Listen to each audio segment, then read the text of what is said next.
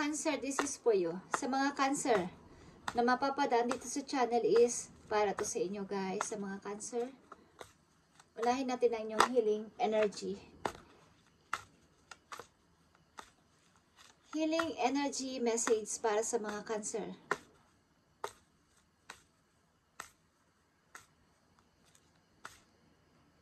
Para sa mga Cancer. Okay. Okay, Cancer, andito ang success. Okay.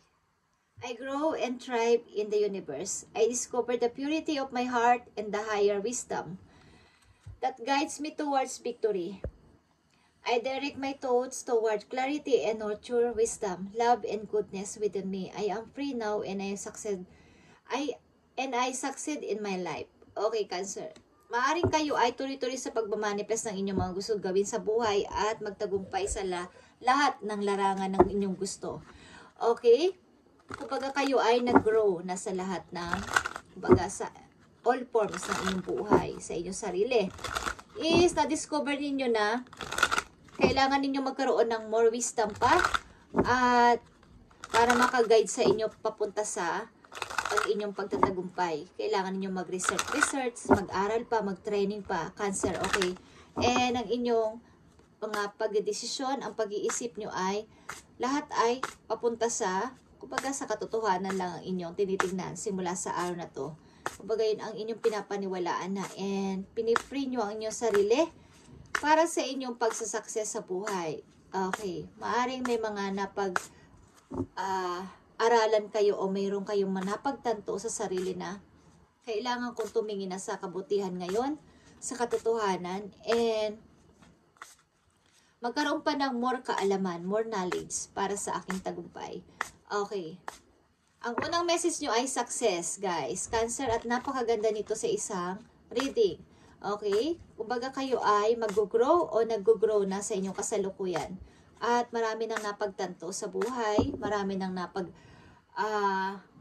nalaman, napag-muni-munihan, na mali pala itong ginagawa ko, kailangan ko na itong baguhin para mas lalo pang dumating yung mga swerte, yung pagsasucess ko ay tuloy-tuloy. Okay. Yes or no? Yes. Winging it. Nest egg, something to grow about. Okay. It's all about pag-grow. Katulad ng itlog ng mga manok, guys. Kung ito ay inyong, kumbaga, hindi lang basta mangingitlog ang manok. Nililimliman niya to para mag-grow o para siya ay mainitan. Okay? Ang mga manok, pag sila ay nangingitlog, hindi nila to basta-basta iniiwan. Kumbaga, naglilimlim sila doon para mainitan ang kanilang mga nilabas na itlog para maging mabuhay. Okay? Yung mga sisiw na to. Katulad ng isang itlog ng manok, ang inyong pag-grow. Something na pag ito ay lumabas is, kumbaga, bago. Napakaganda. Isulabot sa pag-grow ang inyong message sa Cancer. Meron kayo na pagtanto sa sarili nyo na kailangan nyo magkaroon pa ng more knowledge sa sarili para sa inyong success. Hindi lang yung basta, ito lang yung nalalaman ko. Nag-aaral pa kayo o nagtitraining something o sumasali sa kung ano man ito o may mga nire-research kayo. Tingnan natin ang message po po yung Cancer ngayong February 7, 2025. Ito man ay paalala or babala sa inyo is mirror. Mirroring each other. Kumbaga, kahit saan kayo magkita o magpunta o magkita ng mga taong nanakit o nasaktan nyo ay nagre-reflect pa rin yung sakit. Hindi pa rin nawawala ng lubusan yung kirot sa puso ninyo. Yung inner wounds. Kumbaga, hindi naman nakikita ng mga tao sa inyo na kayo ay masaya kayong tingnan, pero sa inyong kaloob-looban kayo ay nasasaktan o may nararamdamang kirot sa inyong puso sa mga nadaan na mga tao sa buhay ninyo, mga nanakit na tao sa buhay ninyo o may mga masasakit na karanasan kayo sa nakaraan. Okay, is tuloy-tuloy sa pagre-reflect sa inyong buhay, sa inyong present. Cancer, hindi mawala-wala ang inner wounds na to. Tingnan natin ang message po you, Cancer. So, magkaroon ka ng pag-grow pa sa sarili mo. At more knowledge pa para sa iyong success, sa iyong tagumpay, sa hinaharap. Okay? Tingnan natin.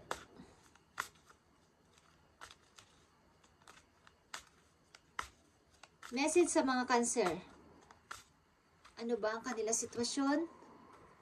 Ano ang kanilang nararanasan sa kasalukuyan? At gusto mong ipayo sa kanila.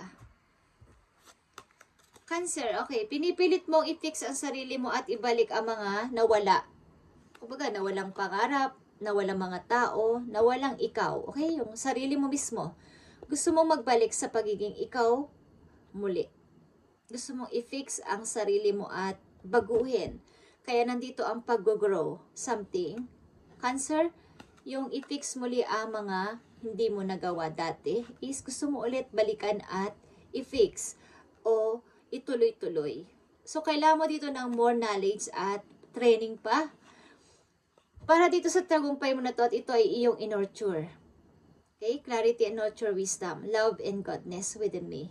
I am free now, I succeed in my life. Okay. So, yung mga hindi nyo na gawa dati dahil kayo ay takot, may plano man ba't takot gawin? At ito, guys, ang isang pamilya na hindi nyo gustong kasama, isang kasal na gusto ninyong hiwalayan dati at napakatagal nyo ditong naka-stack, is maaaring ito yung plano nyo na kailangan nyo mag-grow sa sarili para makawala dito. Baga yung pain na dinulot ng isang pagsasama na to ay napakalalim, nasugat sa inyong puso, Cancer. At ang hirap kung mawala dito. Andito yung inner wounds. So, kailangan mong i-heal ang iyong sarili. Okay? Mga paparating na message po you. Maaring mga hindi mo na pagtagumpay at hindi mo nagawa dati is gusto mong ituloy-tuloy pa ngayong 2025. O sa inyong kasalukuyan. Okay? Tingnan natin. Cancer. Ang message po you.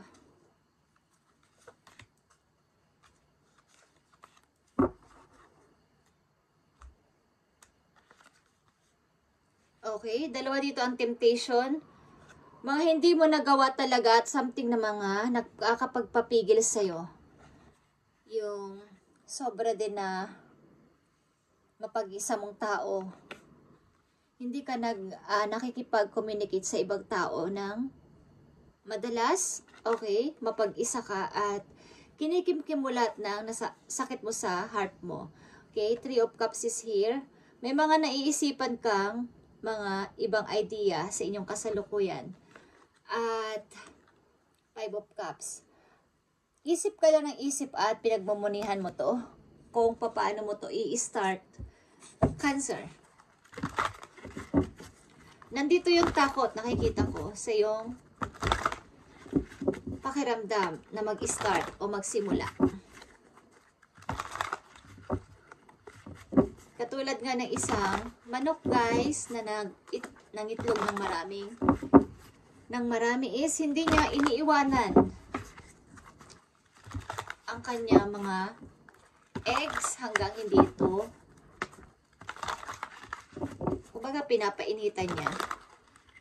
Katulad mo rin na kailangan mo yung mga nasimulan mong plano is i-start mo again, and hindi naman masama kung i-start again para matapos at mag-success ka. Okay? Dahil ang iyong first message ay success. Kailangan mo lang dito ay mag-training pa at magkaroon ng confidence dito sa iyong plano na to. At something na kayo ay nawala na tiwala sa inyong kakayanan, sa inyong sarili. At tagal kayong na-stuck maybe sa isang sitwasyon na kayo ay na-manipulate o something na kayo ay natakot. Okay, Cancer. Tingnan natin ang message pa po you. Okay, nakikita mo ang 8 of Ariel. Is 8 of Pentacles, guys. Ito ay pag-aaral. Nakikita nyo to. Take great pride in your excellent work. Cancer, practice makes perfect. Consider getting additional education or training, like I said. Okay, kailangan nyo mag-take ng additional education or training dito sa inyong plano na to. At ito ay 8 of Ariel. Pagmumulan ito ng yung source of income. Itong inyong pinaplano. Kung ano man to, is kayo ang nakakaalam dyan sa inyong puso. Okay? Na kailangan nyo mag-take na mga seminar, something, training, or additional education para dito sa inyong plano na to. Cancer, para sa inyong success. Huwag kayong matakot, guys, na mag-start. Ito ay yung desire. Ito yung iyong gusto. Gusto ng iyong puso na mangyari. Okay? Mukhang ilan din sa inyo ay nahihirapan sa money o nagkakaroon ng obstacle sa money sa inyong kasalukuyan. Okay, is hindi masamang mag-training pa at more practice makes perfect. Okay? Message mo sa mga Cancer na nandito sa reading. Patungo ito sa iyong tagumpay sapagkat umangat ka na kaagad ng 8 of Pentacles dito. Itong plano mo na to ay pagmumulan ng iyong source of income pa. Malaking pag-iipon. Okay? So, kailangan mo itong ingatan. Katulad na ng itlog na inahin ng manok. Iniingatan niya ang kanyang mga sisiw. O magiging sisiw pa lang. Ito yung maaring pag nagtayo ka ng negosyo, magkakaroon to ng branch. Okay? I feel. Magkakaroon ng mga iba't ibang branch. Kung kayo ay magpapatayo ng negosyo or something, nasisimulan dito is, magkakaroon to ng anak-anak. Okay? Something like that. Okay, Cancer. Tingnan natin ang message pa for you. Flower power. Okay. Spend time with flowers and flowers essence to increase your personal healing power. Okay. Mukhang kailangan ninyo ng flowers sa loob ng bahay ninyo o something na makapagpapa-heal ng inyong nararamdaman. I-try nyo ang mga lavender, guys, is nakaka-relax ito ng inyong isip o makaka-relax ng inyong isip habang kayo ay natutulog. Kahit anong essence o mga aroma oil, essential oil na maaamoy ninyo kung kayo ay nagpapahinga is makakaramdam o makakaranas kayo dito ng pagtaas ng inyong energy at power. Okay? At your wish is granted dito. Cancer, so huwag ka mag-alala. So, yung iyong pinaplano na to ay more practice pa, more learning, more seminar, more training, and additional education is needed dito para sa more knowledge. Okay? Cancer, ito ang inyong message ngayong February 7, 2025 at mangyayari ito kung kayo ay gagawa dito ng action, guys. Hindi yung plano lang ng plano. Sapagkat marami kayong idea na iisip. But, pumapasok sa kanang tenga, lumalabas sa kaliwang tenga. O something na nag-iisip lang, nagmumuni-muni, pero hindi ni-start o hindi tinatry. So, andito ito, guys, is pagpapasimula ito ng inyong malaking ipon. Kasi ito ay 8 of Pentacles. Dito sa gagawin ninyong plano na to. At mayroon ditong itlog ng mga manok, guys. Kung kayo ay mag-i-start, katulad ito ng isang baby, ingatan ninyo ang inyong dream na to at ang inyong plano na to. At kung kayo mag-i-start ng bagong negosyo, ito ay manganganak like this. Magkakaroon to ng mga 8 branches. Okay, something. It's all about sa inyong pag-grow. Something grow is inyong keywords. Okay, Cancer, thank you and God bless sa inyo lahat, guys.